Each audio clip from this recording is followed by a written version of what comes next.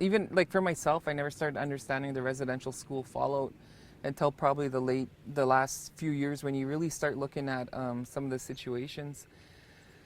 Like in my family, my mom, her dad was a World War II veteran, um, and they went to residential school in the day and stuff like that. And when you start like with my parents, like they um,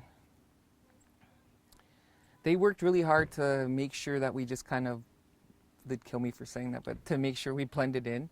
Um, we'd ask them, well, what's that about, like about Aboriginal stuff? Oh, you don't need to know that. It'll be better off if you don't know. You'll be better off if you don't speak Cree. It's easier to, I guess, blend. And I totally believe that's from residential school, like just from them going to the day classes. Like I don't know how anybody would accept that.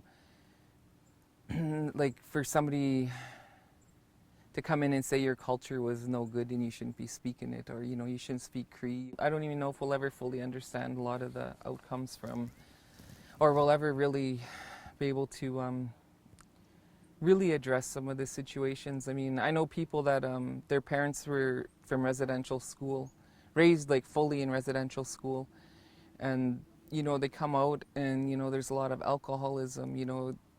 Kids aren't raised in